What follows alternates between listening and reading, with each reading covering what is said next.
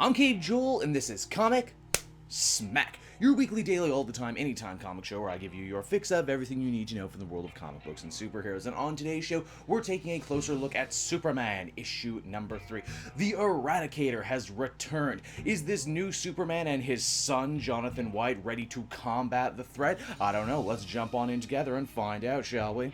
Alrighty then, so as the comic opens, Clark and Lois are taking their injured son Jonathan to the Fortress of Solitude. They're concerned because for some reason his superpowers have been on the fritz lately, going in and out with no real rhyme or reason, and they're hoping that the secret to unlocking why could be at the old Superman's fortress. Superman says the only reason he hasn't set up shop here is because he feels a little strange invading the space of this world Superman. Unfortunately though, he's gonna have to get over those feelings right quick because they're not the only one at the fortress. The Eradicator is also there. Now, being the older, more mature Superman that we're dealing with here, our guy pretty much figures out who the Eradicator is right away and thinks to himself if he's anything like the Eradicator from his Earth, then he's probably bad news. This leads to an absolutely awesome fight wherein I love the panel execution here with it all jetting out all over the place. It's really frenetic. Also, may I compliment the Bret Hart shades on the Eradicator? I love that those haven't changed in all these years. The two fight for so long and so hard they end up crumbling the fortress all around them. Only here's the thing though, when Lois and Jonathan are put in danger, Eradicator goes out of his way to save them. So yeah, the crazy metal man turns out to be not so bad at all. But what's his deal? Well, I'm glad you asked, because he gives his origin in this issue as well. The Eradicators, as we find out, were a group of robots created by none other than General Zod to hunt down the most dangerous Kryptonian criminals. These super advanced machine life forms were equipped with weapons that would allow them to quite literally suck the soul out of an enemy's body for deposit later in the Phantom Zone. And because a bunch of them were off-planet doing the will of Zod, they were also some of the only beings in the universe to see the actual destruction of Krypton. With Zod dead and their robot prime directive gone, the Eradicators, or Eradicators singular in this case, needed to find new meaning in life, and that is protecting Krypton. In this very particular case, protecting the propagation of the Kryptonian race, and that would mean Jonathan.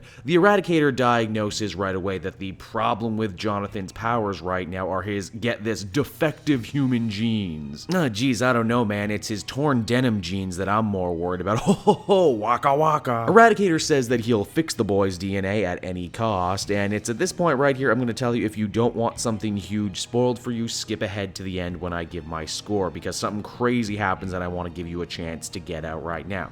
Okay, you out now? Good. You see, when the Eradicator motions to blast young Jonathan, Crypto, the super dog, ends up jumping in front of him, shielding him from the blast. In doing so, killing him. Yes, that's right, they killed Crypto the Superdog, and even though Jonathan didn't know him all that well, it's clear that thematically his brain is drawing comparisons to this dead dog and the dead cat from before. This turn of events absolutely and utterly guts poor Jonathan, who cries through his heat vision as the comic ends. Superman number 3 was yet another really solid entry in what continues to be a really solid new era in Superman stories. I love that they can do some crazy stuff like introducing the Eradicator, giving him an origin, having him fight Superman, work with Superman, then fight him again, do it in such a short amount of time and yet still have the focus be on the family. This is yet another important piece in Jonathan coming into his own as a young superhero. In fact, this issue explains how he got his cape, and it's actually kind of a tragic story. Now, I like to think as a comic reader there are few things that can shock me anymore, but I will say I was genuinely shocked by the death in this comic, even though I really shouldn't be, because this character and this ilk of character dies all the time only to be brought back. This is also a really great looking comic. I complimented the panel composition before, and I'll say it again, everything is laid out really